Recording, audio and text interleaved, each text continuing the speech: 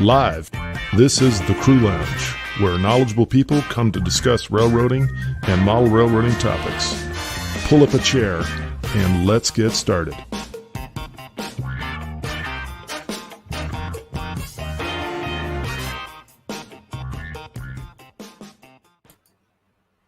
All right. Well, I hope everybody's pulled up a chair. I'm John. I'm your host of the TSG Live Crew Lounge. As always, welcome on this nice Sunday afternoon in California right now. Got the windows open and it's a beautiful day outside. We're here today kind of on a sort of an unscheduled date.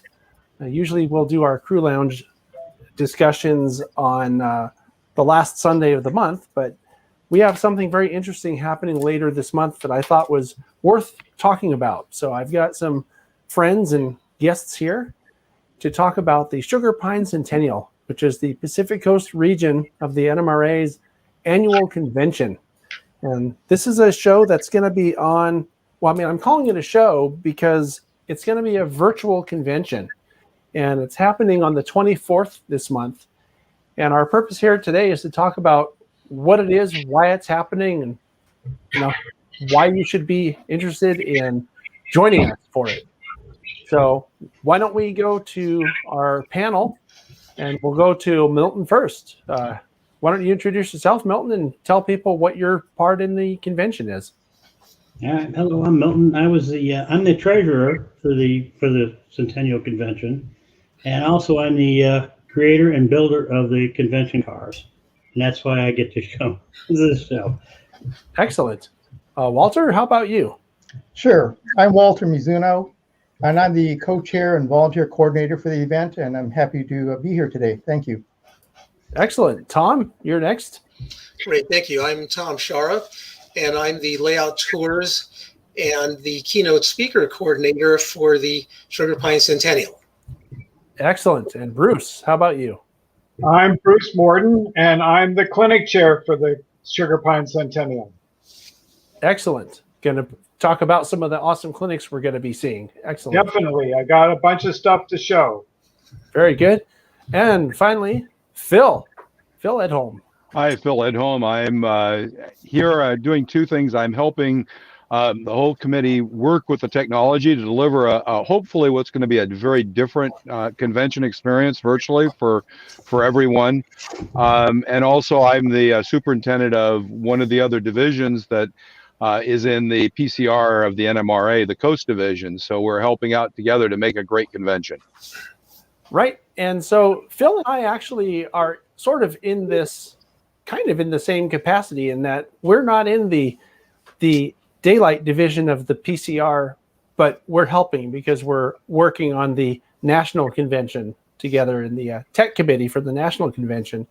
And we had an opportunity to do something with technology that I don't think has been done, at least in terms of model railroading conventions or model railroading clinics or anything like that, which is to have a convention virtually because of our wonderful pandemic that hopefully will be over soon, but to have something that combines the social aspects of an in-person convention as well as all the cool content that you expect from an in-person convention, but to do that virtually. So that's really what this is about. And I'm going to kind of throw this out to the panel now, and let's just go through some of the things that we have to discuss about this. I mentioned already it's on April 24th. If anybody wants to chime in with some of the, who, what, where, when, why, and how, this is a great time. Let's see, John, would you mind if I put up a screen so that people can just kind of get a quick overview? Sure. Okay. Yeah. Bring it up and I'll put it on the screen for us. There we go. Okay, here we go. Okay, so this is the Pacific Coast region of the NMRA's annual convention. And so originally it was slated to be a 3-day in-person event. And so it's now a 1-day virtual event. But because of the way that is being structured, and thanks to some technology giants, and that would be Phil Edholm. We're going to make this as close to an in-person event as possible. Now, just real quickly, we want to emphasize that the registration for this convention is free. So to attend, you need to register. Wait a minute, Tom. Yes. Did you say it's free? Yes. Wait, Tom, I heard it was free. You heard correct. Well, I also heard that the links to that free registration are actually up in the comments and chat. And you can actually do that and click that right now to make sure you've got it in your machine so you can go and get that free link to the conference. The link is free too, Phil? Absolutely. That's what I've heard. Yeah, no, it is. And actually, the links are in the description of the video below as well. And I apologize, Tom. I just being a smart ass. Go ahead. No, I appreciate that. I didn't want to be long-winded. So Okay. just a couple of things. One is that there's going to be an incredible amount of great content, and something that Phil is going to touch on in a little bit, and that is that there's going to be plenty of opportunity to interact socially with others, either with people that you know.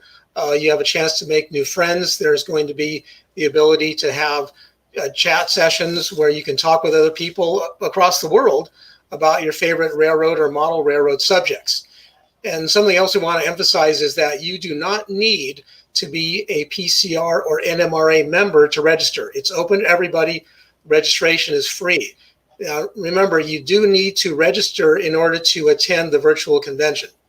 And I'm just going to throw this out there, John, if you wouldn't mind. I think we have some great incentives to register. One is the great content that will be presented throughout the convention. But the other is that there are multiple door prizes with a grand prize of, get ready, a $100 gift certificate to Central Coast Trains. Now, you do need to be online when the drawings take place. So there's 3 gift certificate prizes, and then there are plenty of prizes that are going to be supplied by, for example, Dremel, Woodland Scenics, Xuron, Microengineering. So there's all sorts of reasons to join. Yeah, I have a question about that, because you said that, in case people are wondering, Tom is the same Tom that was on the podcast here last week or a couple weeks ago, whenever that, I think it was this past Saturday.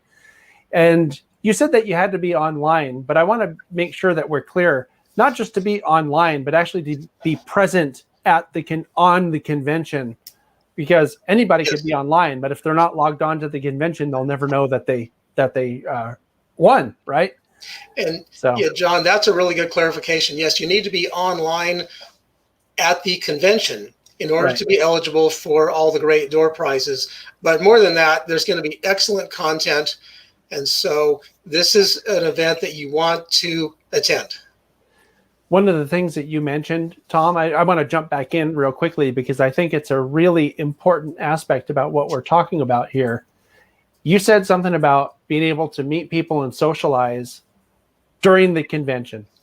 And I think that's a big deal, because I did the program on the 2019 National Convention in Salt Lake City.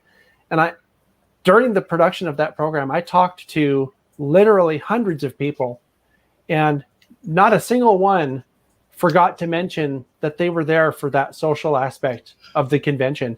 I mean, yeah, the clinics are good, trains are cool, all that stuff. But if their friends weren't there, they wouldn't have gone. So that's one of the things I think we're really trying to focus on with this virtual convention. And I think we'll be talking more about how we're doing that. But I do think that it's worth mentioning that we're going through a lot of effort and a lot of trouble to have a social aspect of the virtual convention. Yes. I mean, if somebody else wants to comment on that, please. And John, I think I want to comment on something you brought up at the beginning. And before I do, I do want to pause for just a moment and thank John and TSG Multimedia for a couple of things. One, for helping us do things like events like this to promote the hobby, specifically, and very much the NMRA. also for helping us here in the West Coast. If you know, TSG's done a number of excellent, outstanding videos of layouts. It turns out we're going to be able to use those to make the convention experience really great, because you can have an experience that's really great visiting the layout, but then also having the opportunity to talk to the layout owner in an extended direct dialogue about how they built it, what they were doing, et cetera. So we're really relying. I want to thank you, John. We all really appreciate your commitment to the hobby and to the NMRA and to the PCR and very much to the conventions this year. So having said all that, one of the things John and I came to this is that we realized that to do a great convention in July, and doing a great convention in July is important for two reasons. One, we want to have a great convention. We want to represent the NMRA well. It's going to be our first global convention, the first convention that almost anybody in the world can get to for $50. You got to think about that. To go to a convention, typically, unless it happens to be in your town, is a $2,000 to $3,000 proposition with airfare, travel, rooms, room and board, etc. For $50, anyone in the world can now visit and come to an NMRA convention. So when we do this in July, we want to make it really good. And what we realized is that the PCR convention, which we're doing in 2 weeks, is a great opportunity to try out some of those concepts. So we're really going to make this very different. And what we're going to try to do today, I hope you listen to us. And by the way, feedback is very much appreciated. We're trying to figure out how to replicate those experiences.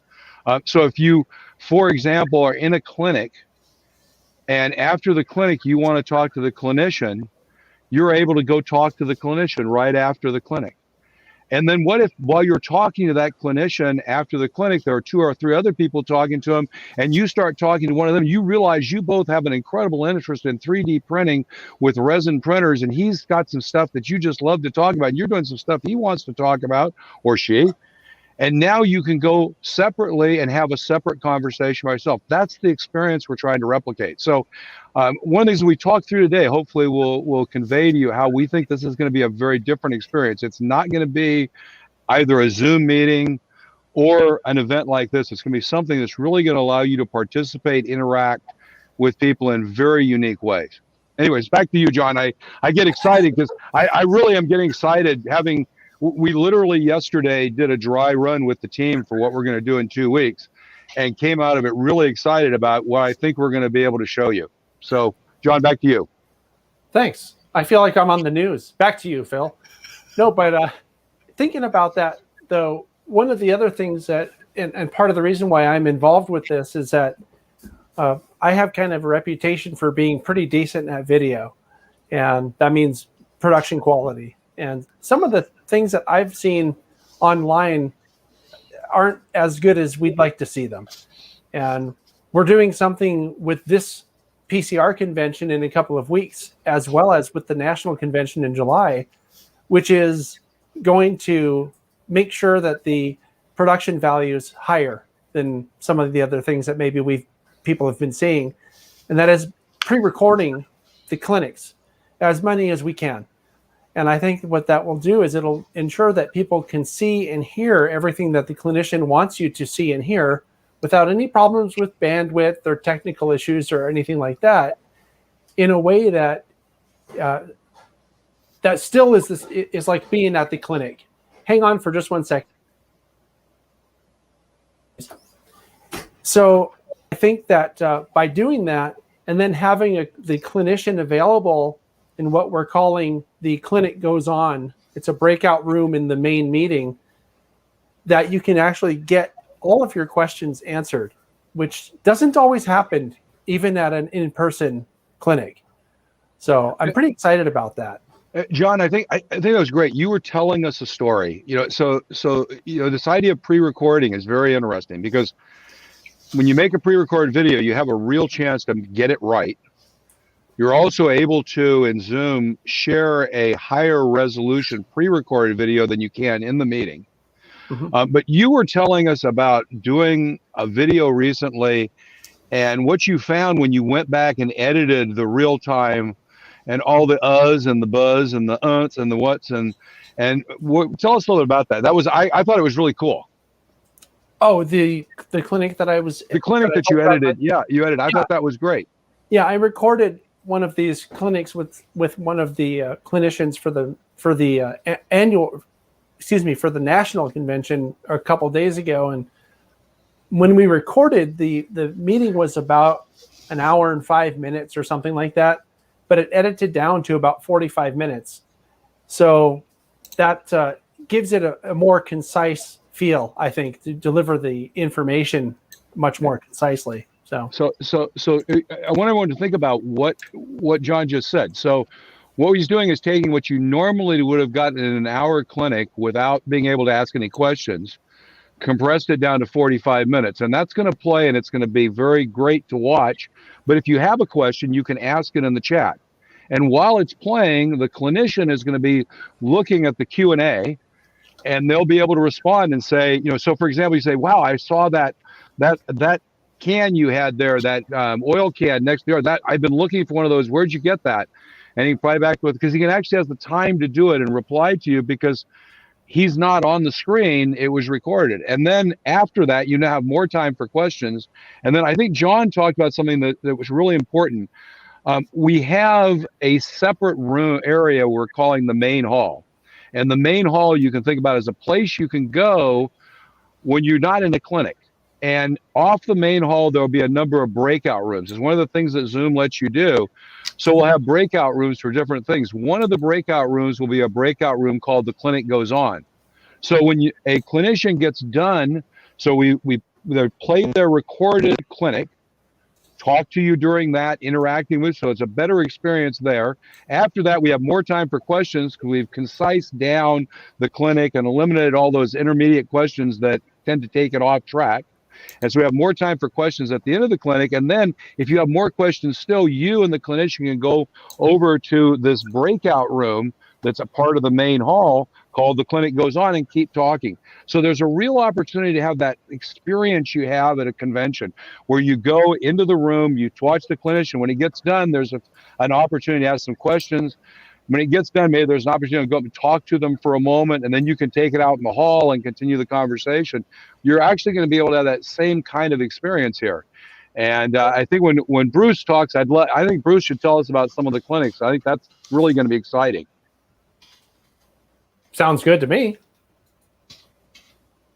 So one of the things before I talk about all the clinics is we've talked about the Pacific Coast region, the PCR. And even though this is out west, we're inviting everybody to come.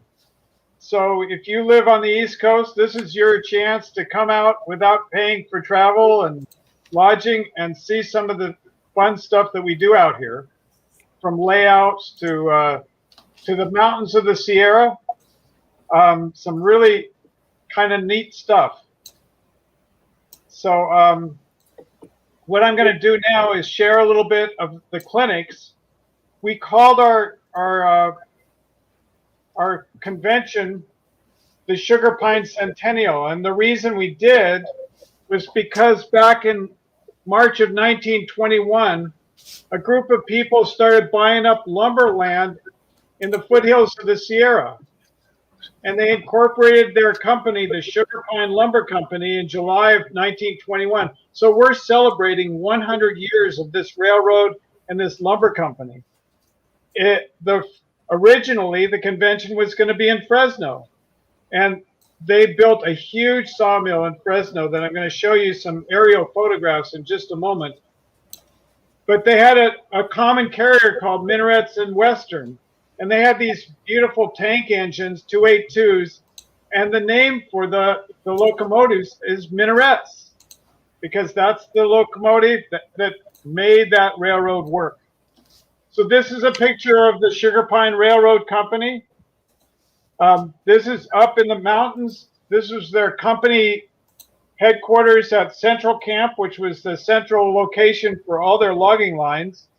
And they logged the sugar pine that was in the area. You can see some examples of the sugar pine behind the company house here. The sugar pine grows everywhere from Oregon down to Baja, but along the Cascades, the Sierra, the coastal ranges. and it can get up to 273 feet tall and 11 feet in diameter. Big trees, and they're beautiful trees and great lumber. So that's what the whole reason for the lumber company was. We have a clinician, Jeff Johnson, who's going to share where these things are. We were originally going to have a live excursion. Jeff was going to take us through the woods, and he's going to do the same thing virtually. So you can go on this tour and see where the line was, get out of your cars, step on the tracks, almost do everything in the comfort of your own home. You don't have to come out here. Just register for the convention. But here's the central camp facilities. And Jeff is a modeler. He is modeling all this. So the first clinic he's going to do is modeling from the prototype, and he's going to show us what he's done and how he does it. This is a shot of the mill that was down in the northern part of Fresno, and the line came all the way down there. It was a huge facility. All the stuff you see in the center to upper right, that's stacks of finished lumber ready to ship out. And the big mills, both on the lower right and on the left side in the center, some of that was shook for packing of citrus products, but a lot of it was just straight lumber for building. One of their cars was this flat car you see in the upper left. And for our convention car, Milton put together molds and built this car. And he'll share this a little bit later, but it's a beautiful car. Unfortunately, we've only got about 7 or 8 left. So if you're hearing this podcast, you might want to go on and register and buy one of those cars. Just to the west of the Sugarpine was another railroad called the Madera Sugarpine Railroad. And this is their number 5 coming down the hill. Same kind of an operation. Lots of shays in this operation. You can see how big the trees are with the people standing on the flat cars. That particular railroad has been modernized. Maybe I shouldn't say that, but they're operating today. And we were going to take an excursion up there to the Yosemite Mountain Sugarpine. But instead of the excursion, we're going to have the manager, the general manager of Yosemite Mountain Sugarpine, share with us what happened to the Madera Sugarpine and how they brought the Yosemite Mountain Sugarpine back to life with these beautiful shay engines to pull the people through the woods. Can I jump in for just 1 second, Bruce? Yes, you can. I wanted to mention that I recorded with Scott. Scott McGee is the general manager of the Yosemite Mountain Sugarpine Railroad that Bruce just mentioned. And I just recorded his presentation with him on Friday night. It's an excellent, excellent presentation with a ton of really cool history. So that's something, even just that presentation alone would be worth going to this virtual convention for. I just wanted to mention that. Please continue, Bruce. We're also going to do some modeling clinics. This is a model, but it's really being used by Robert Pathode, who's going to talk to us about the basics of steam engines in America. And he's going to go through all of the technological aspects of running a steam engine, a steam locomotive from the ground up. Another one of our great clinics is going to be on automated focus stacking, the ability to take pictures so that the photograph is in focus from the near foreground to the distant background. So just like a regular camera out in the woods, these are model pictures that can be done. And in fact, the clinic is based on a smartphone, a cell phone. So everything that you need to know about doing this is going to be in the clinic. Another Sierra Railroad, not the Sierra Railroad, but a railroad in the Sierra Nevada wasn't a logging railroad. It was built to build a dam. And this railroad is interesting. It's the Hetch Hetchy Valley, or the Hetch Hetchy Railroad. And the person that models it decided to do it all in black and white. It's sort of silly, but you know, all the pictures we have are in black and white. So like, here's the real photograph, and there's his model. So everything looks just like the photographs. He puts a little color in every once in a while, but you get to see how the black and white photograph and the black and white model all come together. It's a really interesting concept, and I think you're going to really enjoy the clinic. The last clinic we're going to show for the day is a then and now kind of a clinic, and it's being brought to us by Doug Wagner, who was a fireman for Kern County. He was stationed out near McKittrick, and he realized that there was because he's a model railroader, he realized that there was a railroad right-of-way right near him. And so he went out and took photographs of the right-of-way the way it exists now, and got historic photographs to show us how it looked then. And he'll take us on a trip on both the McKittrick branch and on the Sunset Railway, and just share with us the whole trip from Bakersfield west out across the southern part of the Central Valley of California. So we've got a whole series of good clinics for you to attend. And like we've talked about before, we'll have some time for question and answer right after the clinic, but the clinic goes on in the main hall. In the Great Hall, you'll be able to go and meet face-to-face with the clinician, ask as many questions as you want, and it can go on for as long as there's discussion. So we've decided to do all that just to bring it to you. And that's how we're going to do it. Very exciting. I'm excited about this because I don't know that anything has been done quite like it. And it's pretty cool to see the behind the scenes of all the planning and everything. So, Hey, John, just real quick. Sure.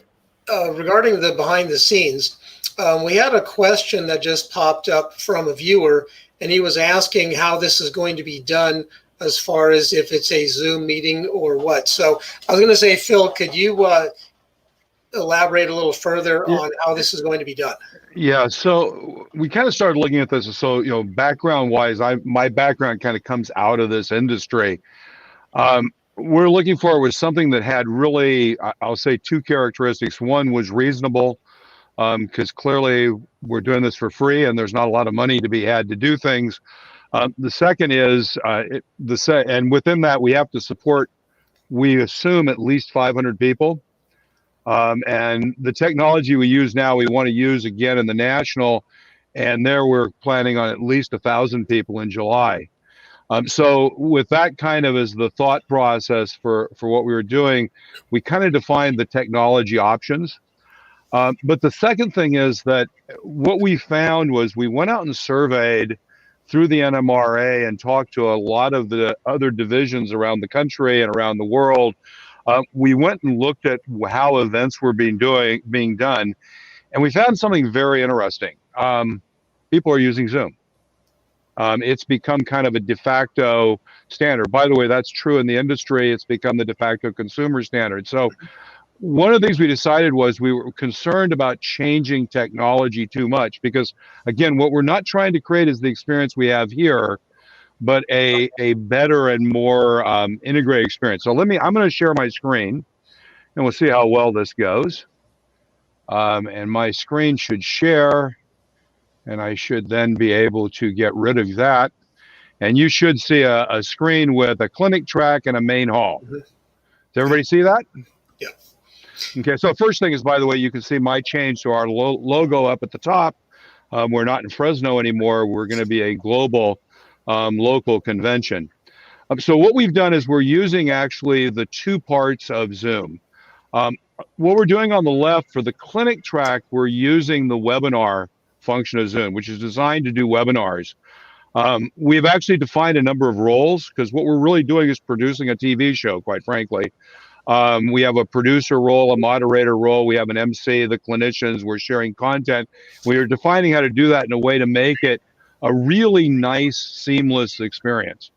And then what we've got is the audience. The neat thing about the Zoom webinar tool is we can have up to 100 people as panelists in the meeting that's actually happening on the screen. So what we're able to do is if people want to ask questions, want to dialogue, they can raise their hand and say, hey, I'd like to ask a question in person.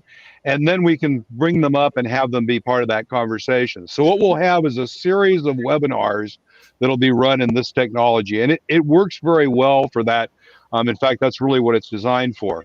Okay, Then, Phil, so yes, just sir. real quick. So looking at your graphic here, the webinar is what is represented by the clinic track. The clinic track, exactly. That's Okay. the clinic track is going to be using a tool from Zoom called the webinar. And it allows us really to control things. What's really interesting is, again, if you think for a moment about a clinic at a real convention versus a Zoom meeting clinic on Friday night. Zoom meetings are designed to emulate a room where 10 people walk in and sit around a table and everybody's kind of equal. When you walk into a clinic, that's not the way it is. You sit in the set of seats looking at the clinician. They're at a table up at the front. There's an intro and there's a structural process to how it works. They get introduced, they do the clinic, there are questions. They may ask questions to be held till the end. So the problem is in a meeting kind of thing, it's hard to do that. Now there's some very specialized tools to do this. Often for an organization like us, the challenge is the cost. The cost for this is very reasonable. Just to give you an idea, it's about $300 to do the convention and all we're going to do in the convention. So it's not an expensive, a really expensive cost structure. Okay. The other thing is, because there was a question about this versus some other options. So then the main hall is a meeting.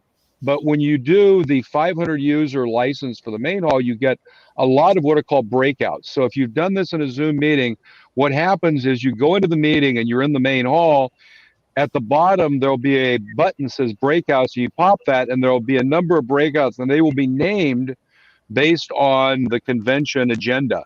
So we talked about that one of the tracks was the clinic goes on. So if you look, there's the clinic goes on breakout.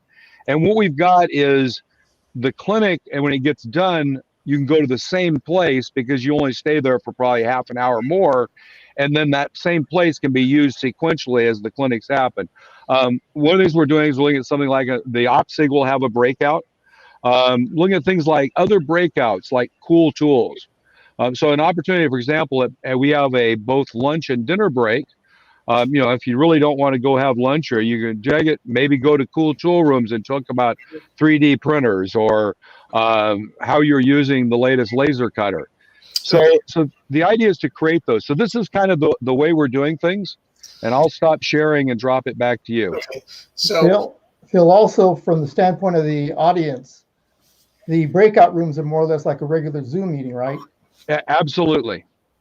So everybody can converse and trade, exchange, and share things with, say, the share screen. Yep, exactly. Okay. hey guys, we got a good question too from Human City Junction. Is there an available text chat with Zoom? So the Zoom has a normal chat. If you're in a meeting, there's a normal chat and it's configurable when you set up the meeting, but normally if it's open, you can chat either to everyone or you can do a direct message chat to anyone in the meeting. So that's available in any meeting space, and in the main hall, that would be available. Quite frankly, I don't think anybody will use it there because it's really not a chat kind of meeting, unless maybe you're in a breakout and you would do that. The webinar has a chat tool and it will be available. So for example, let's say we're right now in the meeting and somebody's doing a clinic and we're all sitting in the audience. So none of us are on screen. I can say in the chat, wow, that was a really cool way he did that. I thought that was great. Or, I bought this product and it did. Those are in the chat channel. Everybody sees the chat channel just like in a meeting. What Zoom has is a Q&A channel that you get in the webinar. So if you want to ask a question, you put it in the Q&A channel, and the group behind the curtain, they actually can manage those. So they see all the questions. If a question gets answered, let's say you say, well, how did you stand those so great? They look wonderful. And the next 2 slides show the Ultimation sander and how he's sanding the parts. Then we might answer it, knock that question as answered. There's no reason to answer it. It just was answered in the presentation. And then you can also dismiss questions. So if someone asks a question that's, not worth answering, or is actually is not in good taste. So there are some tools built in. What we're doing is we're really trying to take advantage of those to make it really close. But one of the really cool things is, you do something John can't do here, which is, if we were in the webinar tool in the convention, and you said, hey, I've got a really question I'd really like to ask, and it's one question that's going to cause some dialogue, what we can do is reach out and grab you and bring you up on the stage, and then you can have that dialogue. So at the end of the session, we're able to actually increase the people that are there. So we're trying to take advantage of the technology, which is really pretty cool. Okay, so essentially, attendees can ask questions via chat and via the Q&A part of the webinar, and then they also can be shown on screen asking their questions of the clinicians or the presenter. Yep, absolutely. And actually what we're going to ask everybody is to say, if you have a question for the clinician, put it in the Q&A. If you have a question for everybody else, say, does anybody else do this way, or it's for everybody else, or a comment, put those in the chat. So the Q&A is questions for the clinician, chat is questions, discussions with everybody else. So it really is that very social thing. Like if I'm sitting in the audience and you're sitting next to me, I have a different way of talking to you. I say, wow, that's really cool. I love the way he did that. That's how I talk to you. On the other hand, when I want to ask a clinician, I raise my hand and I ask my question just like I would do in the Q&A. So again, if you think about the analogies here are very, very similar to what you'd have in a normal convention. There's an interaction. There are different channels of communication with different people that are used for different ways you want to communicate. And by the way, we're going to talk to everybody. The other thing, by the way, I do want to say, and I forgot to say this earlier, is anyone who is on here and listening to this and says, wow, this sounds really cool, and you know what, I'm an NMRA superintendent, or I'm a volunteer in a region or a division, and our members have told us that they don't want to lose the virtual thing we've gained when we go back to also having physical meetings. I have to tell you, the membership in the Coast Division has told us repeatedly, when we talk about going back to physical meetings, they said, but wait, we don't want to not have virtual meetings. So if you're interested in that, and interested in potentially what I think is going to be the future, which is marrying your physical events with a virtual component, I would strongly suggest go to the volunteer page for the NMRA convention in July. Volunteer. We're looking for people to do roles, and you'll go through the training and understand not only the technology, but also the training for the roles to make this work. What you guys don't see is Sid is in the background madly paddling like a duck to make sure this is a great event. What we're trying to do is replicate that. You have to think about, we're going to do 80 clinics in 5 days in shifts that involve 30 different shifts of people creating great visual content. And we have to recruit people, and everybody who does that's going to learn how to do it. And the really cool thing about being a volunteer at this convention, well, there's actually 3 cool things. One is you don't have to fly anywhere. 2 is it doesn't cost that much to get there. But the third thing is, as a volunteer, you're forced to sit through the clinics, so you don't get to miss anything. So, I think it's a great opportunity to volunteer. So anyone who came to this and got excited at this, volunteer. This is the best opportunity to volunteer at a national convention you'll ever have. Any other convention you go to, you volunteer, you're going to miss something. Here you can volunteer and miss nothing and have a lot of fun, and probably learn something that, especially if you're a leader in a division somewhere, or a region you can take back. Anyway, sorry, John, I get excited about the stuff and I talk too much. I apologize. Yeah, I feel like it's worth clarifying too that we're kind of jumping between conventions here. The topic that we're really here to discuss is the Sugarpine Centennial, which is in 2 weeks. But we're also sort of talking about the national in July, which is fine because I think they're related. But I just wanted to mention that because it might be confusing to people listening, saying, "Wait, I thought it was free," and then you were saying it was only $49. You know, so right. So you're exactly right, John. I apologize for that because they do blend together for us. The PCR convention in 2 weeks, the one that we're asking to register for today, is free. The NMRA convention is in the summer, will be $50 because it's a lot more cost to put it on. And that's the one I'm suggesting. We have all the volunteers we need for 2 weeks from now. If we were recruiting volunteers for 2 weeks from now, I'd be very scared. So we're in good shape on that. We're good for volunteers for 2 weeks. But again, and that was really more of a comment for folks that are in the regions doing stuff. Look to the summer. And by the way, if you are, come to the event in 2 weeks and check it out. See if it feels different to you. It'll be a good opportunity to evaluate whether it's worth your time. I mean, I would say everybody's on here. Register for 2 weeks from now. Check it out. Plus, we'll get the opportunity to see how it is with a larger audience, get great feedback. And for those of you that want to learn more, it's a great opportunity to see if you'd like to come participate in July. Right, Hey, Phil, there were a couple things I'd like to add to. One of them was the fact that if you're talking about volunteers for the next 2 weeks, as volunteer coordinator, I'd be really scared right now if I didn't have all the volunteers that I do have. Exactly. That's what I say. If we were asking for volunteers for 2 weeks from now, I think I'd just be drinking. No, and I've been very fortunate, getting all the people to step up and say, hey, we're going to help you guys. And the other thing is, in the background, we were talking about, we have producers, we have moderators, we have an info desk operator, and, all that's going to be in the background, but it's all to make the experience better for the attendee. Right. Well, and so for everyone who's interested in this from almost what we're trying to do in the background behind the curtain, the way to think about this is we're producing a talk show. The clinicians are the guests. We have an MC who's the host. We don't use that word because host has a very specific meaning in Zoom. So you kind of want to avoid having a word that has two meanings. So we use the word MC. So we have an MC and the clinician who is the guest and the talk show host that are in front of the curtain. We have a producer who's producing just like Sid does this video. And then we have a moderator separately who's managing that chat and question channel. And so the idea is to really be able to produce that. So we're looking for a lot of volunteers to do that. And it's a fun opportunity too.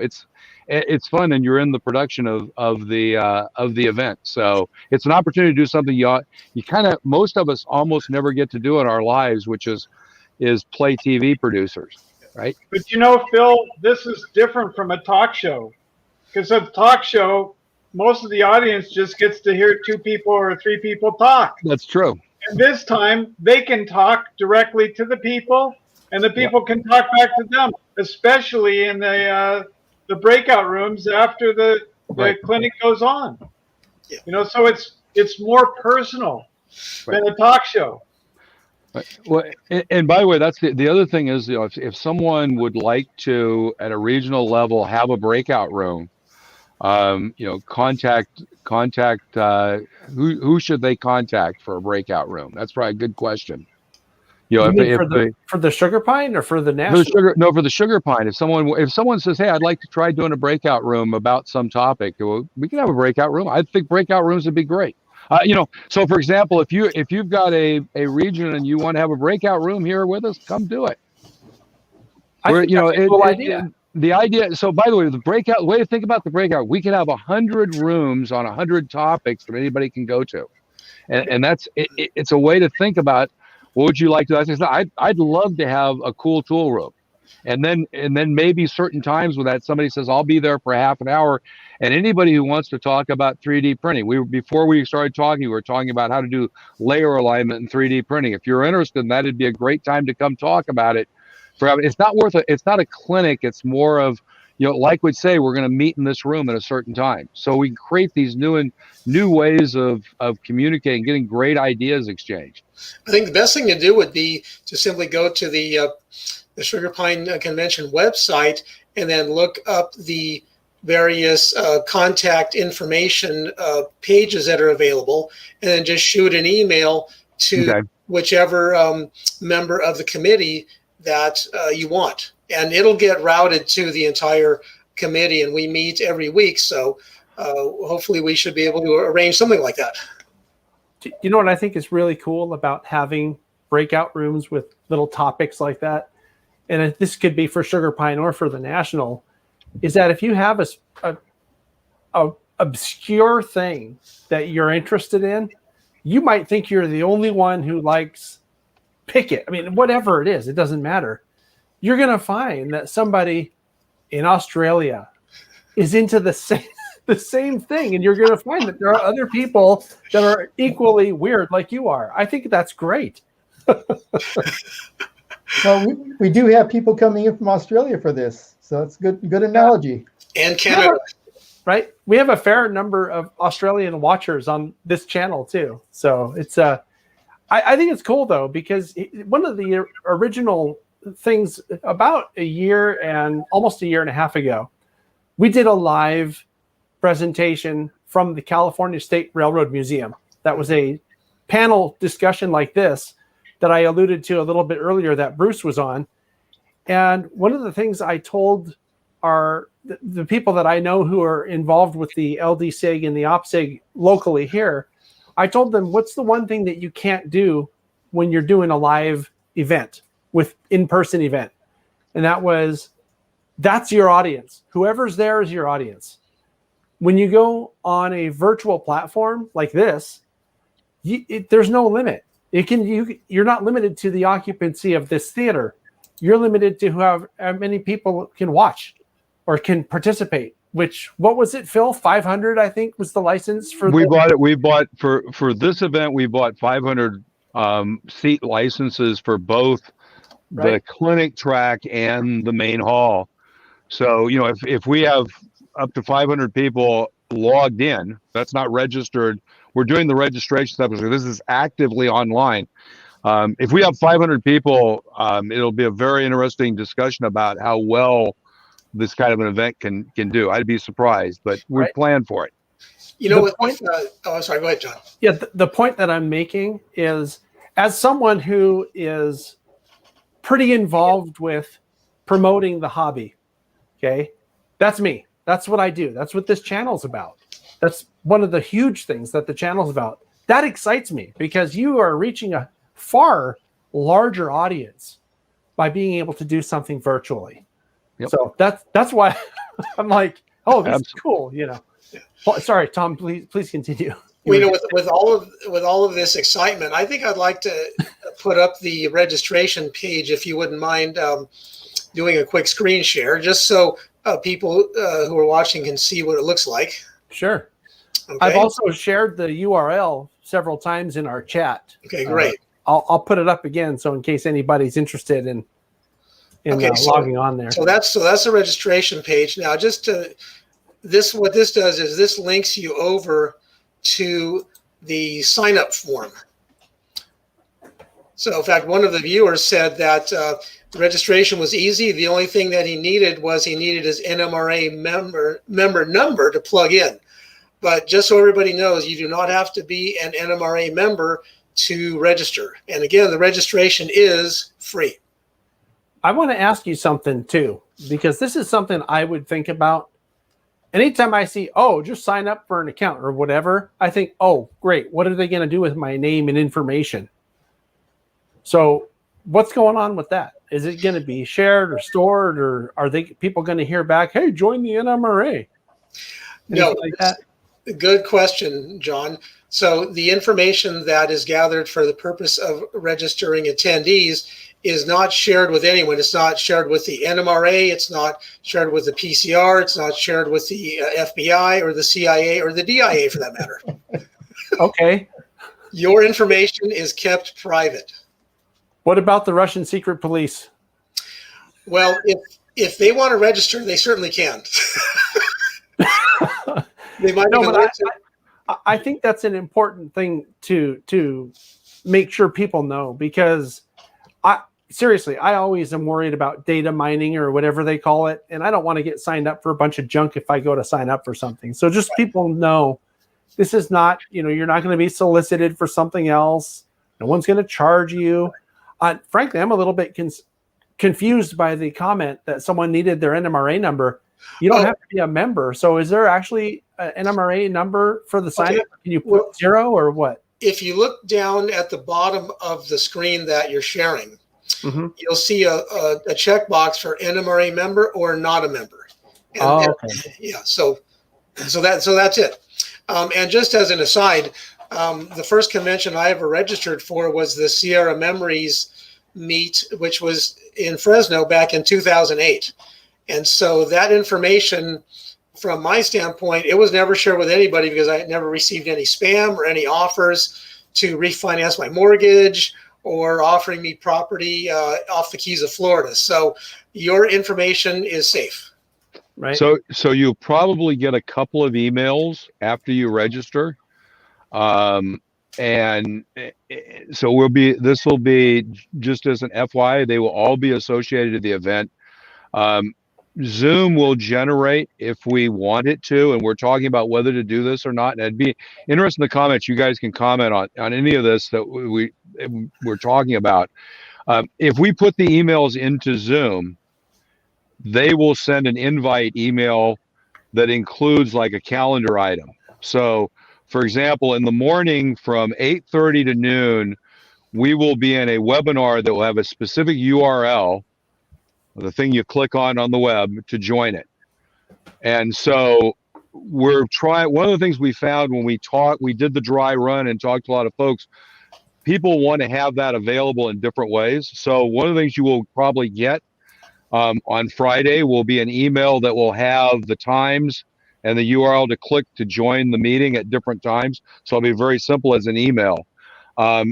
If we put the email addresses into Zoom, it will send you a Zoom email that's kind of a Zoom invite, and it'll have a calendar item. So if you have an electronic calendar like Outlook or Google Calendar, use the Apple Calendar, you can put it in there, and then in your calendar, just open the calendar item and click, and you can join the meeting.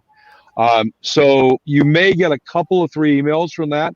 One of the things we're looking for is 2 things. One, feedback about how you feel about getting those kind of emails, but very much if you participate, we're going to probably try to put some sort of a survey together afterwards to survey you about the event, because what we want to get as much feedback as we can, again, for July. So you may get a few emails, but they'll all be associated to the event. Yeah, that makes sense. And we have actually a very good question from a Sydney, Georgia Batacola. So, oh, wow. I think you're related to her, John. I think I've heard that name before. She wants to know if the clinics are going to be available online after the convention, or after. I don't even know the answer to that question for Sugarpine. What's going on for someone's recording those, aren't they? All of the clinics will be recorded and stored recorded and captured. And it's actually a really good question we haven't talked about, but we will have an answer for that, and it will be done at 8:30. Everyone will know on 8:30 Saturday morning on the 24th. Oh, okay. So if you want to know where the recordings are, come on Saturday morning at 8:30 and you'll know. Oh, I see what you're doing there. You almost tricked me, Phil. I see what you're doing. Yeah. I see you. Yeah. No, but I think that it would make sense to put them up on the PCR page eventually. But, or put them up on YouTube or something like that. Yeah. Well, thinking about how the operations special interest group records all of its Zoom meetings for its every 2 weeks Zoom meet. Those are recorded on Zoom, and then they're put up on the Operation SIG's website. So there's no reason that we can't record the entire convention. And that, to me, would really be the goal, because not everyone will be able to attend because of outside commitments. So we certainly want everybody to be able to enjoy the fruit of all the labor that's gone into producing these excellent clinics, layout tours, and presentations. Yeah, it's a good point. I have a very, very important question. Milton's been sitting here this whole time, very patiently, very quietly. He hasn't said a word, but I know that he has something to share, and I want to get to that because I think it was pretty cool. Tell us about the car, Milton. Well, you saw a picture of the prototype that Tom had put up, and that was the only thing I had to go on building this car. But I used the picture of the prototype to build the master. The master was taken from a 40-foot, an Athearn 40-foot car, the frame and the body. And from those, we poured resin molds. Not too good at this. We poured resin molds to make the parts. Those are very flexible. I used a black resin, and you see this is the frame. This is a black. This is the frame of the black resin, and what happens is the part just pops out. Of course, it's got a lot of flash on it. Was that it has to be deflashed. So that's the way the parts were made. There's another two-piece mold.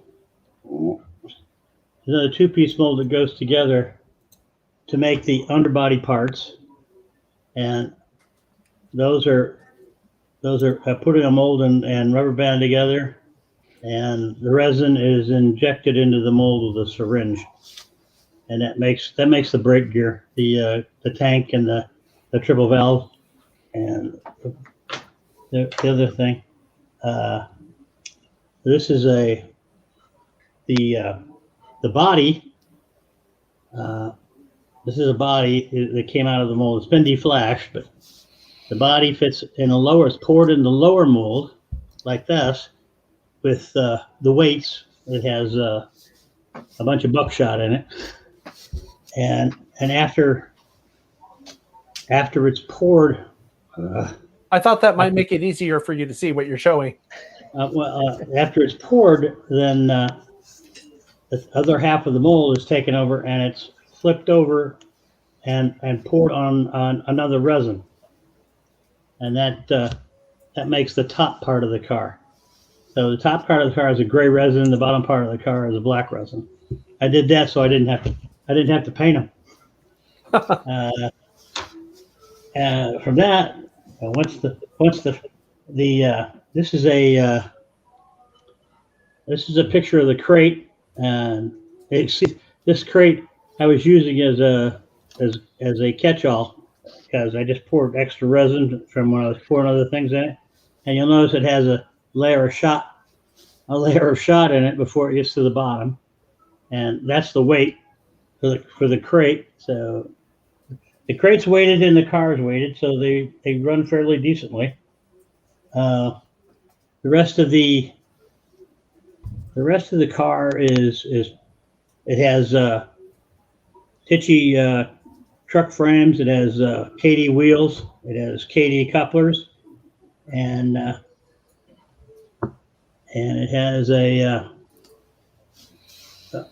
how come I can't find myself? It has the brass wheel. The brake wheel is brass and brass connection, and I will note that the decals are all printed at Circus Decal in Baraboo, Wisconsin. They do a great job. White decals are hard to get right. Yeah. So that's I think that's my bid on how to put a car together. No, that wasn't. That was kind of a micro clinic there, Milton. That was great. Yeah, it was a micro. No. That was brilliant, and it was just long enough. I bought one.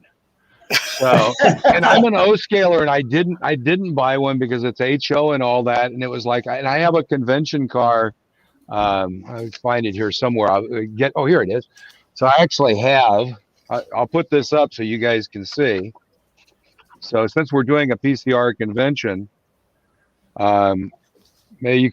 Sid, you can pop me large on that. One of our members gave me that. So that's the 1965 PCR convention car. And I thought that was what you were, I figured it was something very similar. I didn't think it was such a cool kit, Milton.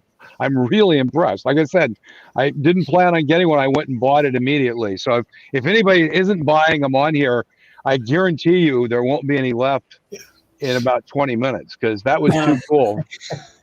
Milton, how many did you make originally, and how many are left? That I made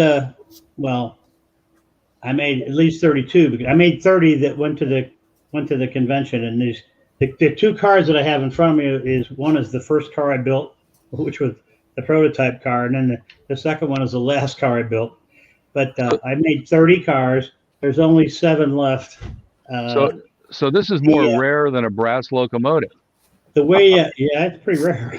The way the reason I chose this car to make is because it actually has a Sugarpine Lumber Company on the side of it, and that's what the Centennial is about, the Sugarpine Lumber Company. And they had 6 of these freight cars or flat cars. They only had 6, and the reason they had them was they used them to haul their equipment up into the woods. The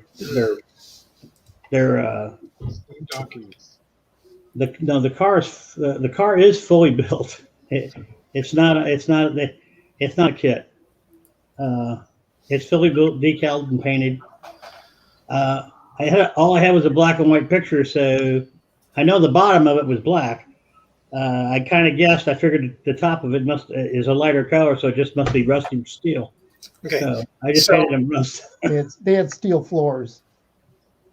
Pardon? They had the steel floors on those cars. Well, yeah. The whole part of the flight car was plated with steel plate.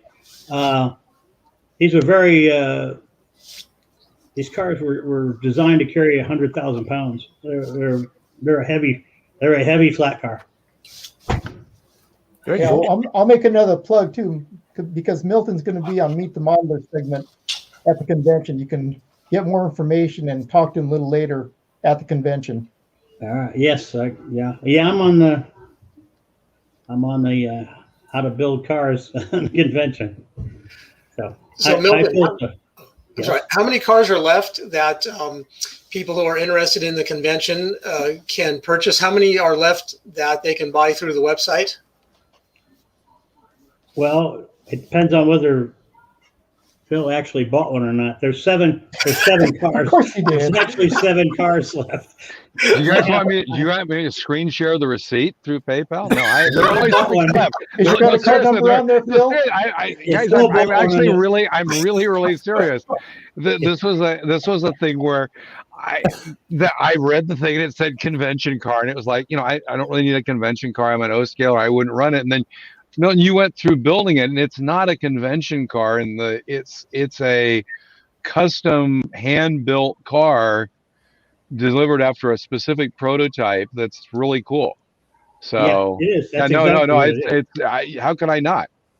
And if you bought one, there's only 6 left. Yeah, there are only 6 left. I would be willing to make you a bet if you went to the website. There's only 5 left because. You may want to make that 4 because it's one of our one of our viewers just snagged one. That's what I'm saying. There's not going to be by the end of the broadcast. There will be none left. We'll just have you hold up those molds again in the syringe and say, "So for $30, how many times do you do that?" It feels like a telethon. Well, it feels like a telethon or something. You better get one before they're gone. They're going fast. They're going to be gone. Yeah, you What got I to didn't do show you it. is, what I didn't show you is I have 2 sets of molds. I made Yeah. 2 sets of molds so I could make the cars Oh, that's fast. good.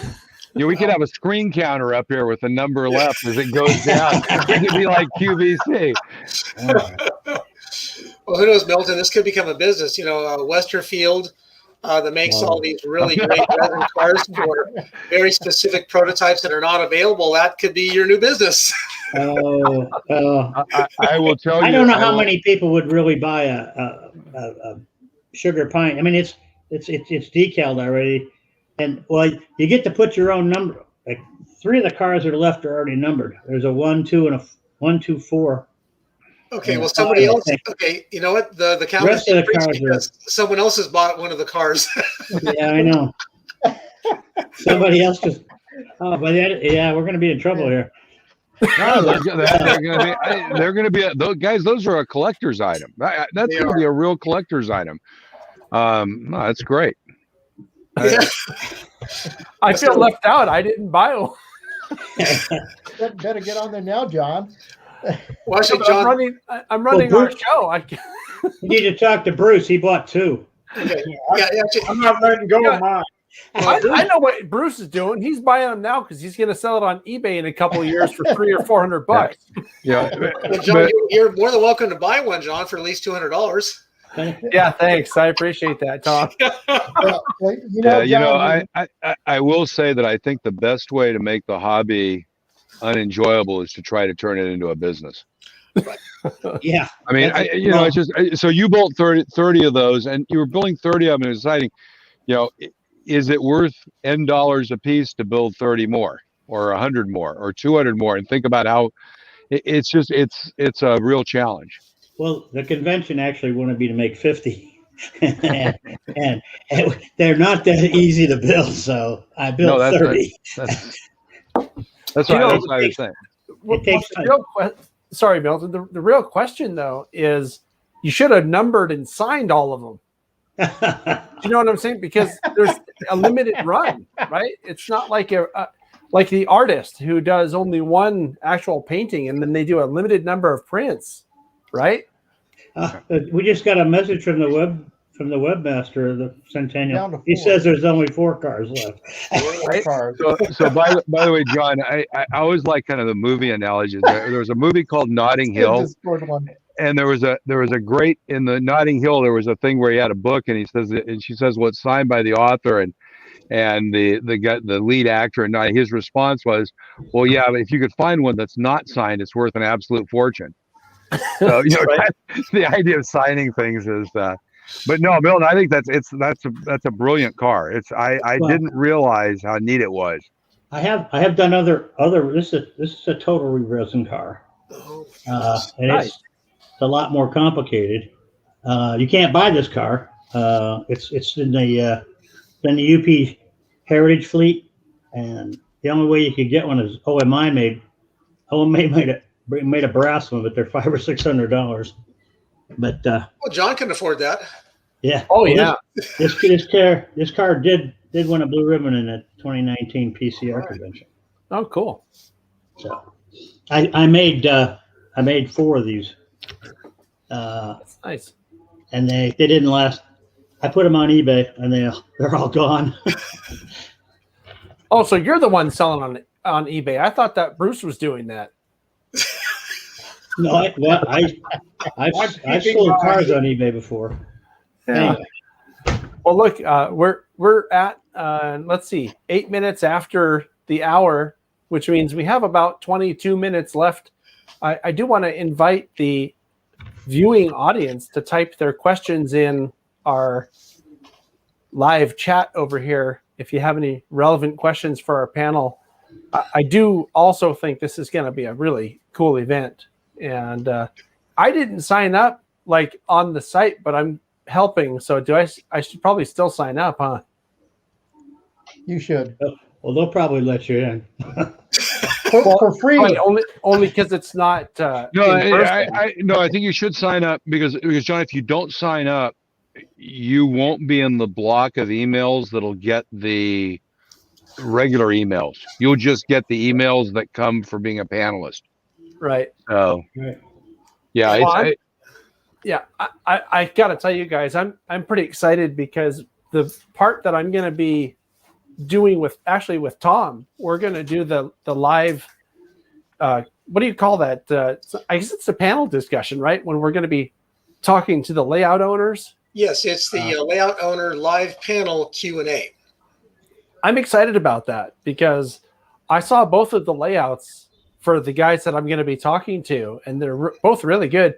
One of them for regular viewers was a layout tour that came out here on the channel, I think it was January or something like that. I don't remember now. It was a few months ago.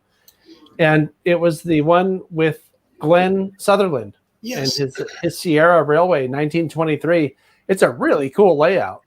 Mind if we put up a photo of it real quick? I don't mind at all. I would do it myself if I had one on the computer I'm using. Well, there you go. Yeah, let's add that to the stream. Yeah. That's at Sonora, actually, if I remember right. Mm-hmm. Yes, I remember that. Yeah, so Glenn models the Sierra Railroad in the year 1923. And in fact, I had a chance to visit the layout on Wednesday of this past week. And so Glenn has done an absolutely phenomenal job. His layout is in a kind of an unusually shaped room. It's 12 feet wide by 50 feet long, and it's triple deck. So it's the actual Sierra Railroad end to end, of course, scaled down. The workmanship on his layout is just phenomenal, and it is an operations-oriented layout. So, John, you've been there and you filmed it. So what were your takeaways from the layout? And maybe just give us a little preview of what we can expect at the convention for the layout owner Q&A. Well, I mean, I don't want to give away the questions that I've been thinking of asking Glenn about. Well, they're secret, of course, yes. Yeah, but I will say that one of the things I thought was really cool about his approach to building that layout was that he took the 3 decks and made each one sort of one of the branches that he's modeling. And each one has sort of a signature scene on it or a signature industry on it. Mm-hmm. And the signature industries are really impressive. There's an operating dam site where you can push the cars up onto this deck and they auto unload. So they have live loads, and it dumps into, it looks like it's dumping onto the pile, but it's really going into a hole with a bucket underneath, which he then takes the bucket out from underneath and recovers the live material and takes it back to the place where it gets loaded in the first place. But I thought that was pretty cool. That was really interesting. So what he was modeling is the construction site in which all of the gravel was needed to make concrete for the Don Pedro Dam. Yep. So one of the jobs on the layout are the rock trains that were needed to haul gravel to this huge crusher and distribution plant. And then you have inbound loads of raw rock, basically. Then it gets crushed and then loaded into these unique, I think, to the Sierra Railroad hoppers, and then they're hauled up to the dam site. Right. Then the other one that I thought was really cool, and it's something you don't see much at all. At least I haven't. I've seen a lot of layouts, but I have not seen a lot of layouts that have even one switchback, let alone I think Glenn's has 3 switchbacks on the Angel branch, which that's pretty cool. I mean, how often do you see that? It's very rare. And he also is his modeling of the industries. Okay, let me like to do a quick screen share. Sure. So this is a lumber yard, and just get a look at the detail. Yeah. It is just amazing. And just as a note, on the convention website, there is a link to the TSG Media Productions tour of Glenn's layout. So you can view that right now, and that way you'll have an idea of what is going to be discussed during the layout owner Q&A. Actually, Sparky has posted that up in the chat. And so it's right there for you. Again, this shows the advantage of this. So we've talked about this now. You have 2 weeks to grab that video. Now you got 2 weeks to watch it, and you'll be able to ask, if there's something you see that you say, wow, I've been trying to figure out how to do that for the last 17 years. you can ask and know how to do it. So you can get all your questions answered and know what questions to ask. It's great. Very good. Now, John, one of the other layouts that you're going to be discussing is Bob Jekyll's O-scale layout. Yeah. So that one is also an experience. So Bob lives kind of up on the side of a hill, and when you roll up there, you can see this huge building, and it's not a barn. Obviously, it's a really large outbuilding, and he told us the dimensions. It's like 50 by 80 or something. It's really large. It's massive. Right? And this picture that Tom shared is what the inside looks like. This is O scale, right? When I was in there, I was thinking to myself, what if they had done N scale? How massive of a layout would that have been, you know? It's probably like an entire division of a railroad. It could easily be, but it's actually 4 different railroads modeled. And one of the really cool things about Bob's layout is that Bob got his, or I shouldn't say he got his whole family.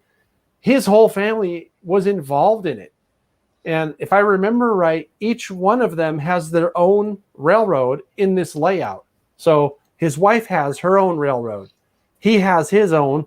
And then 2 of his sons, I think, I don't remember from the conversation we had, I think he only has 2 sons, but they each have a railroad in this layout as well.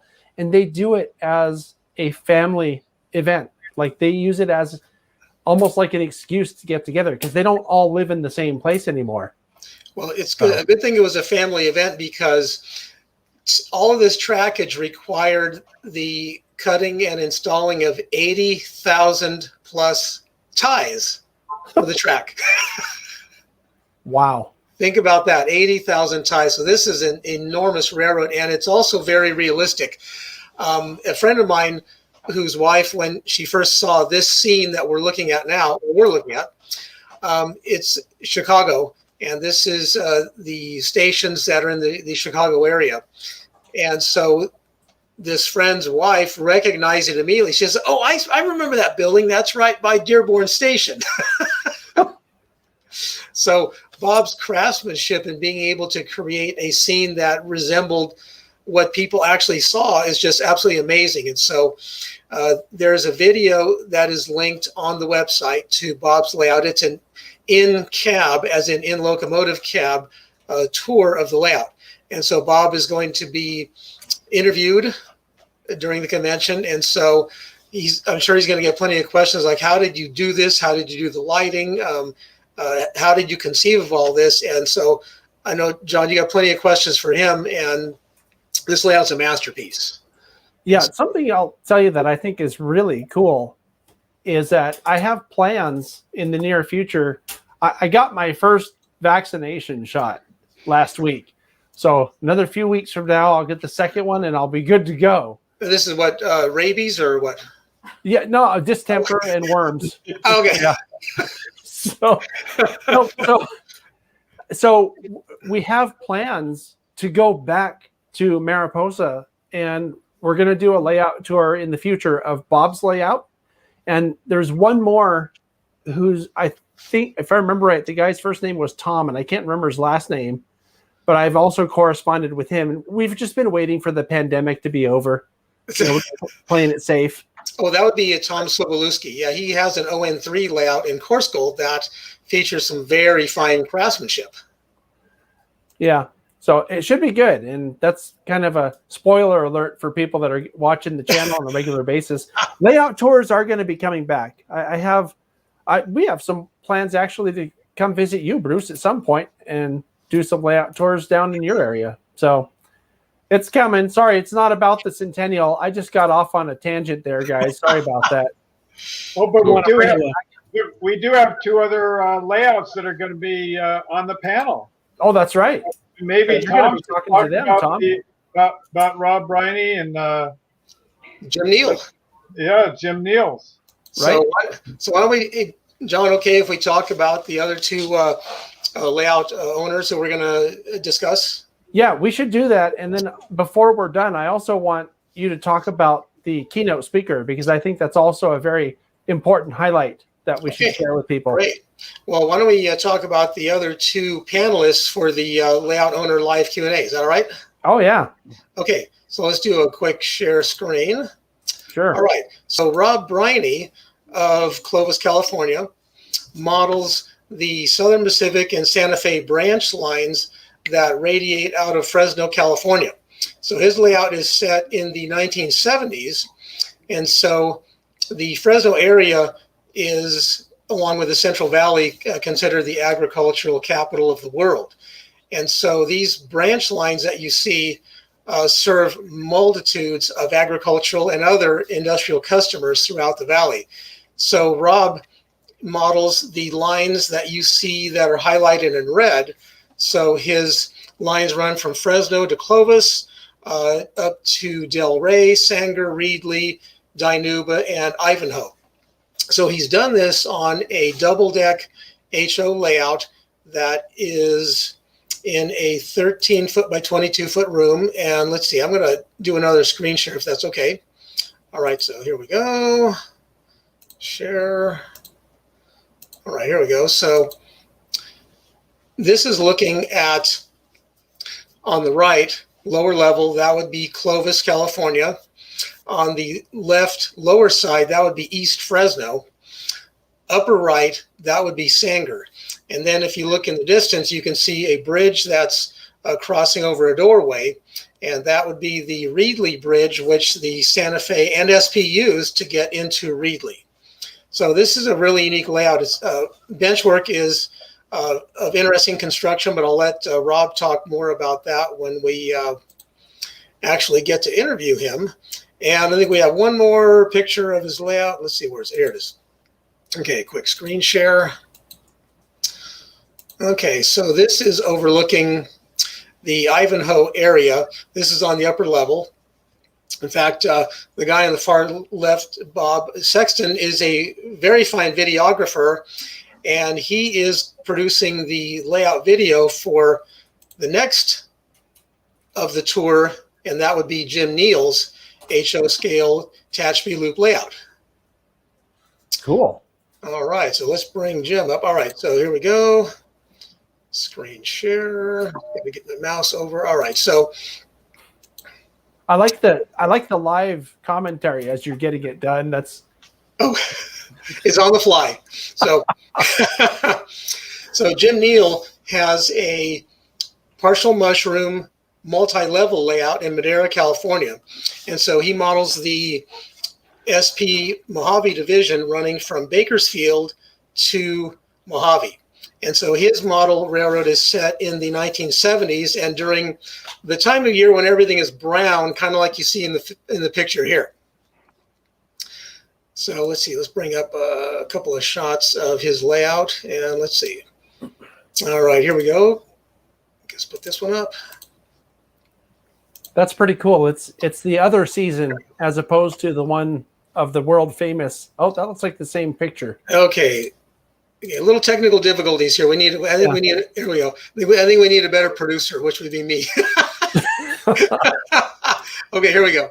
So, all right. So this is Jim's layout. So this is Bealville, California.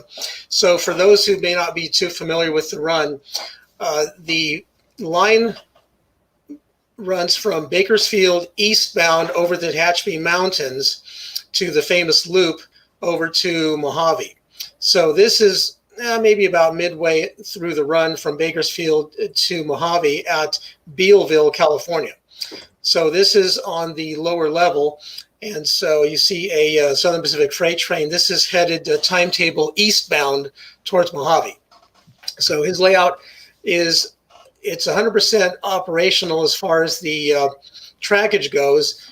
Signaling is a work in progress, and Jim is a very skilled modeler. This is his layout 3.0, and this is his last one, as he has said that he doesn't think he can build another one after this. So this is a great layout, and I think I'm going to put up one more picture. He also has a home-built CTC panel. Here we go. Huh. Oh yeah. So this this panel it's a hybrid ABS CTC system. So the dispatcher is able to align switches and set signals to control train movements. And so on the signal part of the route, of course, trains move by authority of signal indication. So you can see the dispatcher here has his train sheet. So he's keeping track of all the trains that run on this railroad. And it's a busy railroad, John. In a typical operating session, there will be somewhere between 20 to 26 trains that'll run. Huh. So it is a busy railroad, and I'm one of the operators there, and I also help him with the electronics. It's a fun layout. So it's going to be a great discussion, and I think that people will learn a lot. So Tom, isn't that the same, that's a model of the real railroad that our keynote speaker ran over, isn't it? Bruce, nothing escapes your notice. Didn't Mike Osborne worked on that line. He did. And so our keynote speaker is a 42-year veteran of the Southern Pacific and Union Pacific Railroads. In fact, he hired out on the SP's Los Angeles division back in 1979, and he is still employed as a brakeman with the UP, which of course absorbed the Southern Pacific back in about 1996. And so he is a professional railroader and also a very fine model railroader. So Mike is our keynote speaker, and let me do a quick screen share. All right, here we go. Okay. It looks oh, there it is. I was going to say it looks blank, like my head. It's flashing. We're getting the disco version. Maybe we should try that. Yeah, I think we need to end this 1970s disco stuff. I thought that went out. I thought that went out with platform shoes. You can try that again. I'm looking forward. We're going to be talking to Mike tomorrow on a private meeting to record his address. And I'm interested in talking to him because I know another guy who also was a railroader for 40 plus years, who also is a very good model railroader. And it'd be interesting to hear how similar their stories might be. But there he is, Mike. Yeah, there he is. Okay, so this is Mike Osborne, and I've known him for about probably 6 years, and first heard him speak at I think it was the 2014 Southern Cal Ops Meet down in Simi Valley. And so he presented a fascinating story of how the Los Angeles area Gemco yard works. And so it was just a fascinating time. And so when the convention was looking at speakers for the in-person event, I thought, you know what, we need to get Mike and have him do his talk on the Gemco yard. And it was so engaging that, in fact, he asked me afterwards, do you think that I went on too long? And I said, Mike, you could have gone another 2 hours and no one would have left. So he has just an incredible amount of experience. But what Mike is going to be talking about during the convention is when he was a newly minted brakeman, he was assigned to Southern Pacific's LABRF. Now, for those who are not familiar with that symbol, that's Los Angeles to Brooklyn Yard, Oregon, a forwarder. That's a freight train that runs at night. And so his part of the run was from Los Angeles to Bakersfield. And so there's a lot of things that are just not apparent to your average model railroader like myself that a railroader has to do. There's all these safety aspects. There's learning to interpret the signals that are given by the herders. For example, they show up at Taylor Yard. In fact, I'm going to put up a screen real quick. So he, as a crewman, shows up at Taylor Yard, and that's in LA. So let's do a screen share. Let's see. Oh, I thought we had it. Well, we did. Okay, hold on. There we go. That's that producer again. Yeah, I gotta have a word with that guy. So Mike's crew would pick up the power here at Taylor Yard. They'd have to inspect the power, and then they would have to get clearance from the herders. And so the herders are the guys who align the switches. And so at night, this is done by lantern. And so there's specific signals that have to be given so they can get clearance out of the yard. So again, this is all at night. So you're dealing with a maze of switches and signals as they have to move the power from Taylor all the way over to LATC, which is where they connect up to the train. And then there's plenty more duties to do before they get clearance to start their run to, at least for his part of the trip, it's Bakersfield. So there's just a lot of fascinating things that are going to come up that I think are going to really be helpful and just fascinating, just from the standpoint of, we all love trains, and there's all kinds of just intricate nuances that are required to handle a freight train over some very, very hazardous terrain, because you're dealing with steep grades, nighttime operations. And if you could put up that screenshot. Sure. So this is a train that's just crested the Tehachapi Loop. So this is something that Mike would have been on back in 1979. So he's got some great stories to tell.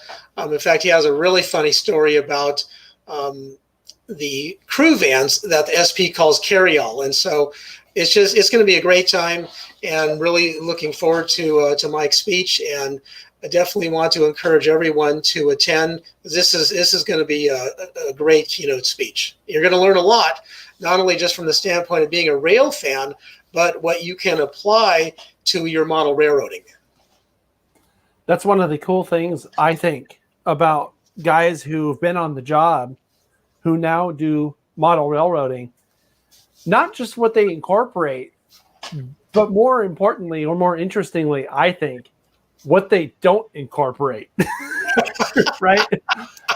Because that tells you the parts of the jobs that we compress out, No. Wait a second. So do they leave things out because they're unimportant, or do they leave things out because they just really don't want to do them, or because they don't know? I mean, it's a really interesting question, right? The answer to the question is yes. So that would be, well, those are the interesting questions, right? So what was the worst part of your job? Yeah. What was the best part of your job? I mean, it's the interesting thing. We all know what those are for our jobs. It would be really interesting to know, because that's, a train like that, I'm assuming that's a pretty long train ride from that time. That's what, a day and a half? Oh, just to Bakersfield would be what, 12 hours, maybe 10, 12 hours. It's not that far. So it's got to be what, 3 days then going up. So, there's a lot of long trips in those things going up. It'd be interesting to know what happens. Yeah. And so the good thing is that Mike is going to be able to take questions after his speech is done. And so there's time during the convention, during the main broadcast of his speech, where people are going to be asking questions, and he'll be able to answer. And then right after the main awards ceremony and the main door prize giveaway, people will be able to go to the breakout room in the main hall, and they can ask Mike further questions.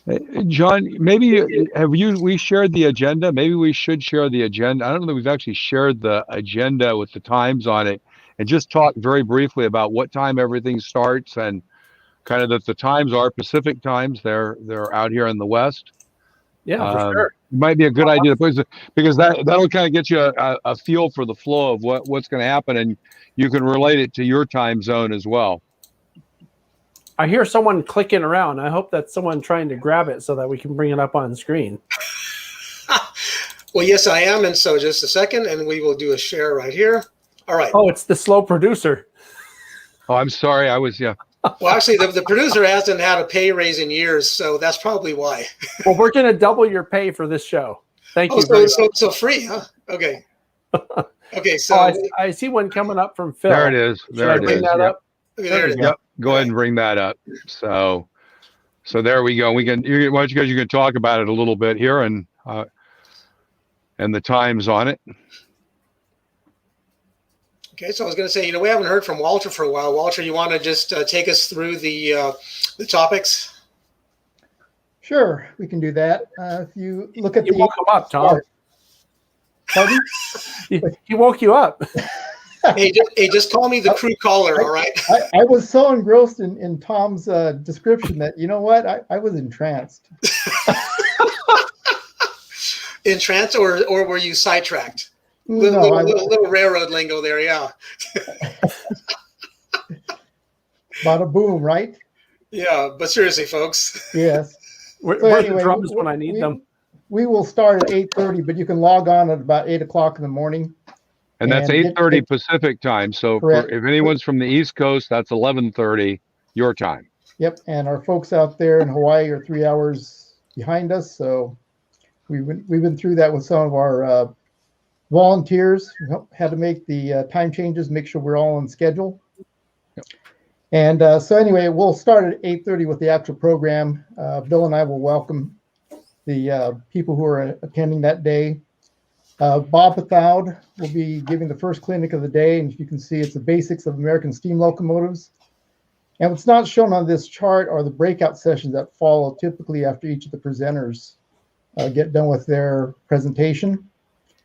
And then we head into the virtual layout tours with the layout owners live panel Q&A, which is hosted by none other than Tom and then John. And they'll be hosting questions from the audience about, the panelists' layouts, and pretty much I think anything's fair game to ask. Is that right, Tom? Well, no personal questions. No, but anything about the layout. Yes, all layout related questions are fair game. And Okay. we encourage that because people learn about how to do this. Just as a quick side note, I wanted to figure out how to do a Wi-Fi throttle server setup for a friend of mine's layout. And so at a layout design and operations SIG meet a couple of years ago, I met some guys from LA and said, hey, I'm looking to do this. Tell me how. And so they said, here's what you do. And so it's one of the great things about having not only the live panel Q&A, but you have the other clinics and so forth where you get to ask questions. And then if you want to continue, you move over to the column on the right where it says the clinic goes on breakout in the main hall. So tons of opportunities to learn and grow and make friends. So back to you, Walter. Well, I'm really interested in Jim Neal's layout because what he's doing is modeling my own backyard. And so I'm going to be asking him and looking at his layout in more detail when he makes his presentation. So that'll be fun for me. Sounds good. During the lunch break, we'll be able, I guess everybody can kind of do what they want, but they can also head to the breakout rooms. Mm-hmm. And if you want to continue on with discussions, and we're talking about having several different breakout rooms where you have various topics going on. Maybe you can find one or two that really interest you and join them. And after lunch, we'll go through and Scott McGee will make the presentation about the Madera Sugarpine Railroad. And then Jeff Johnston will make his 2 clinic presentations. And that's Pains and Pleasures of Prototype Modeling and a field trip to the Sugarpine Lumber Company territory. And the afternoon Meet the Modeler will again feature a couple of our convention committee members, both Milton and Ed Marin will be a part of that group, and they'll be showing off some of the projects that they've been doing.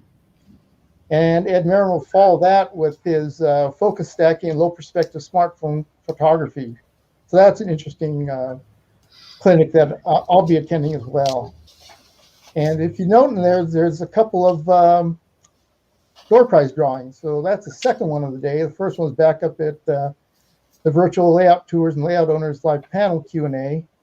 The second one is following or sometime during Ed's presentation. And that's worth a little bit more. It's the second of the bigger door prizes. And then we'll take a dinner break and we'll all settle in for the presentation from Mike Osborne on his The Young Brakesman's Journey.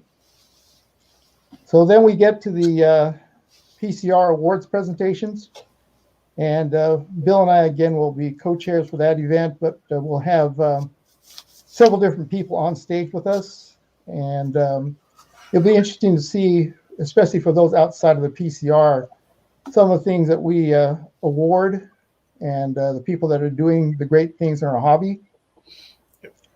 And following that, we'll get into the home stretch with Steve Redeker's modeling at Hetch Hetchy in black and white.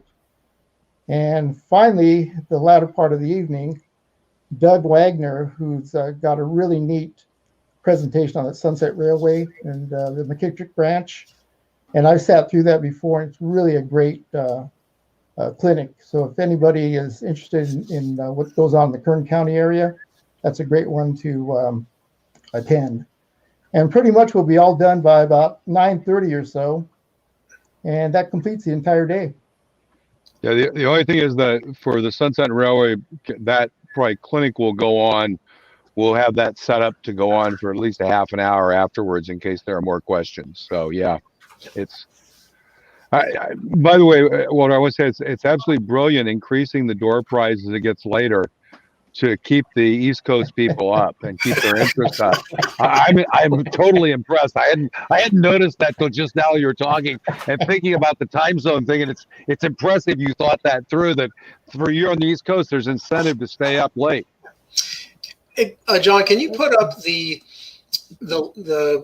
last screen that we shared?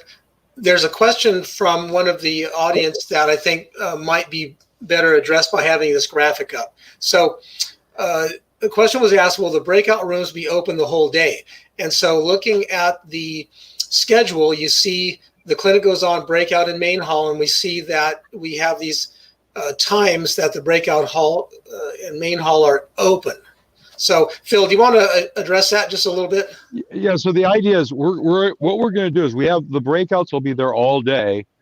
And so the clinic goes on, and by the way, for those of you who've never watched one of these auctions for cars, if the car doesn't sell on the main stage, it goes over, and they always say the bid goes on. So that was kind of the clinic goes on. So the idea there is you go to a place that's always the same because everyone's a little bit of time. So that will be one breakout. It will always be there. And so, for example, if you're watching a clinic and you have to leave for 5 minutes or 10 minutes to go do something, you come back and the clinic's over, you can know just to go to the main hall, jump in, the clinic goes on, and the clinician will be there having a conversation about the clinic. So that's that one. All the other breakouts will be there all day.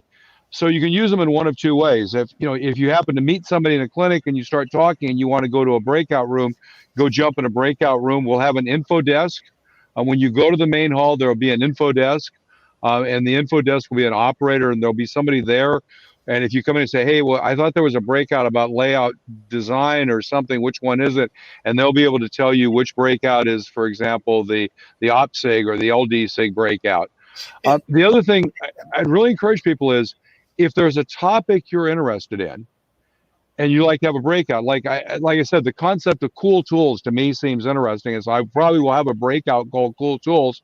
I'm thinking maybe we say for the lunch break, I will host in the cool tool breakout room a half-hour talk about great ideas in 3D printing. And so we have it's an opportunity. So if you have something you're interested in maybe finding out about, suggest a theme. Go in, set Tom's on there. If you go to the clinic, you'll see Tom's email there, and Walter's emails are there, so you can send them an email and say, I'd like to do and so if you say, I'd like to do a lunch breakout about LCC, or I'd like to do a discussion about any topic. We can put it in, and especially if you say, I'll do something at lunch in this topic, we'll figure out how to advertise those. And right before we go to lunch, we'll talk about it. We'll say, hey, there's some breakouts you may want to go to. Well, so, and this is that, because that's what happens at a real convention. At a real convention, we all talk about what excites us, and we want to figure out how to recreate that experience. So you can help us. Yeah, and something else that you touched on earlier, Phil, is that there will also be you might say an operator, a help desk operator that will assist people who say maybe have trouble logging into a clinic webinar or something like that.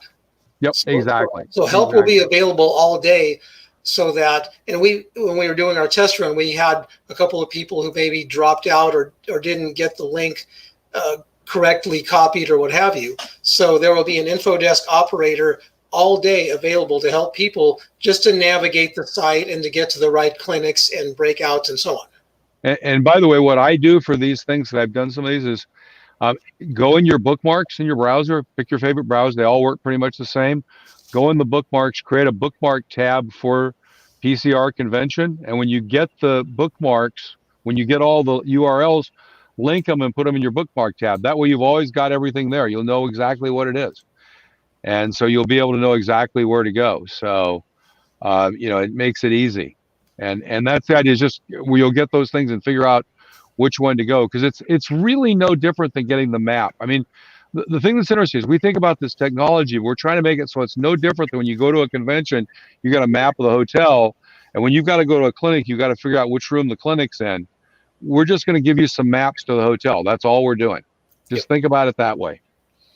I think it's going to be a great time. And I know that all of us with the PCR convention committee, that we really appreciate all the help that we're getting from the national team. And that is the nationals coming up in July, the Rails by the Bay convention. So they're both going to be great times. And so we just want to encourage everybody to register. And remember, registration is free. I'm not going to say it again.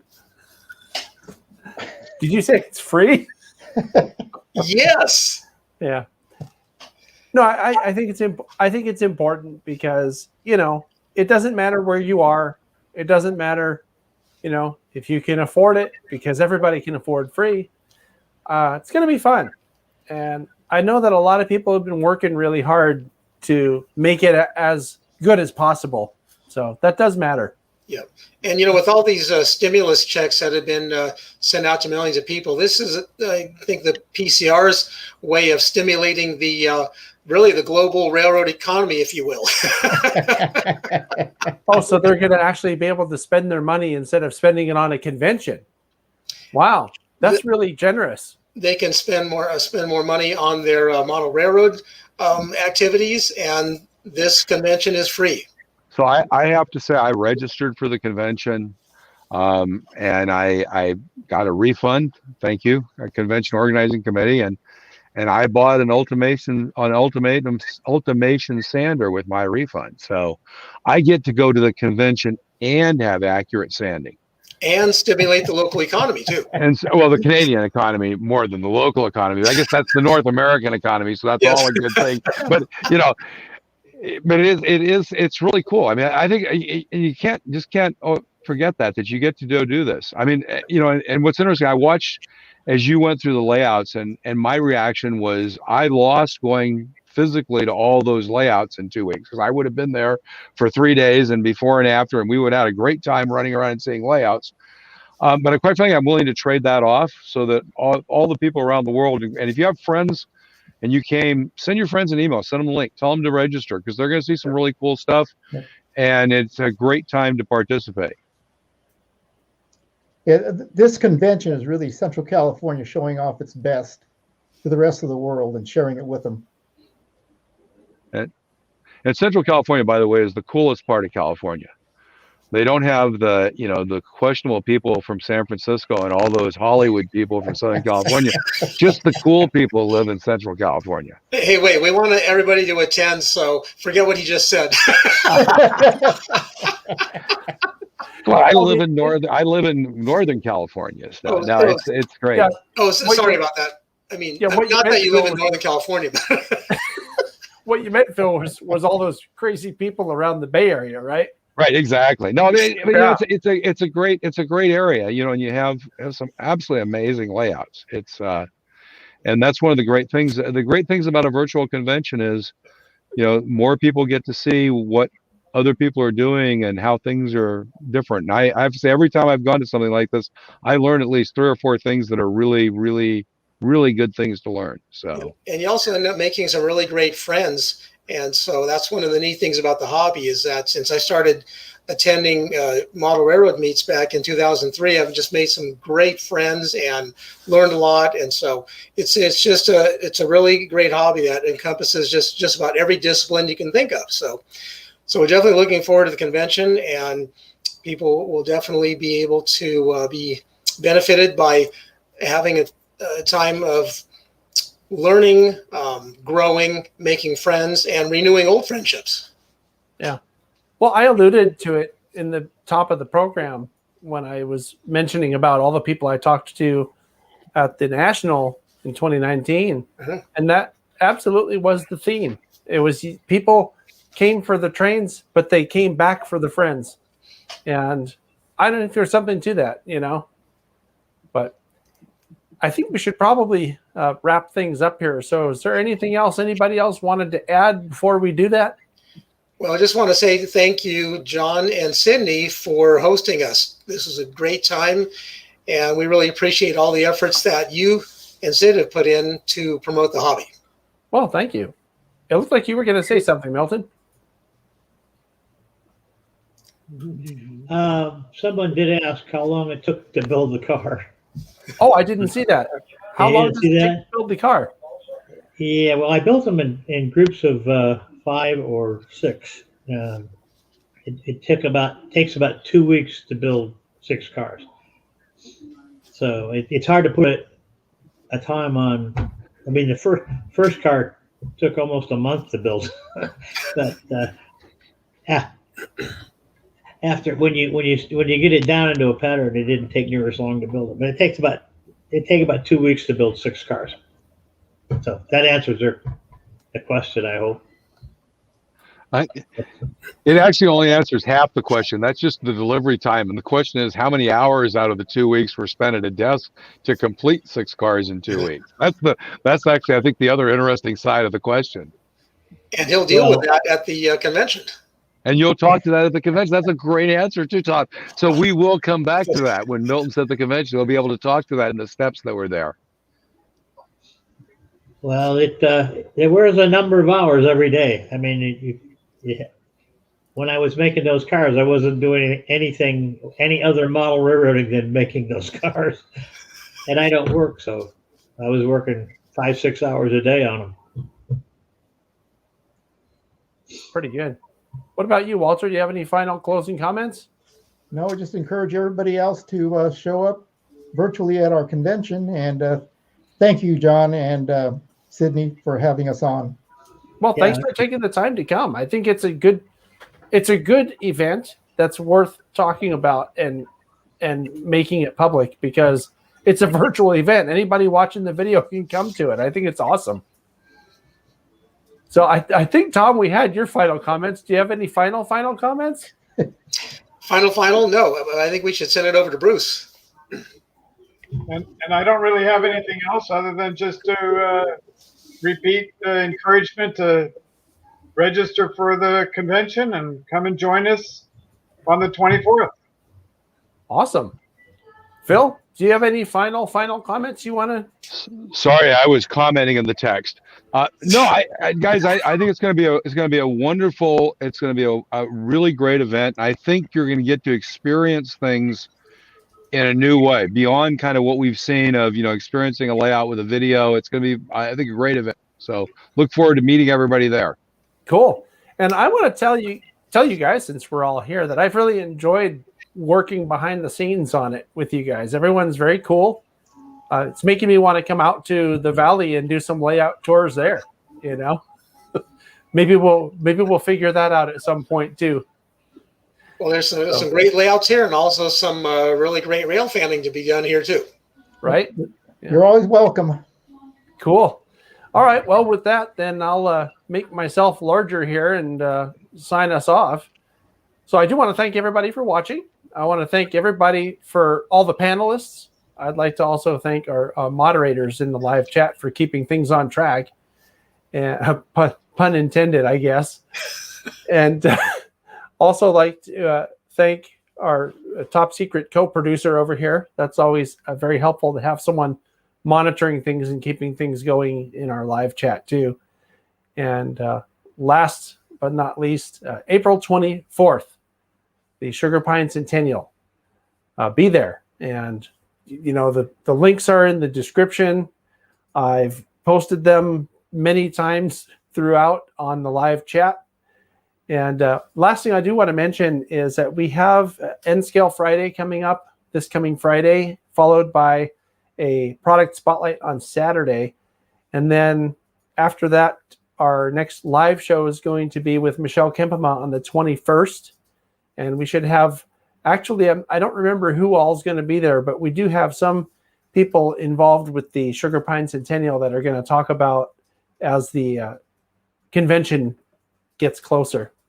So thank you very much for watching. All you guys waiting in the what we call the green room here or backstage, hang out for a minute. I'm going to run the credits here, and we can chat for a second after the show.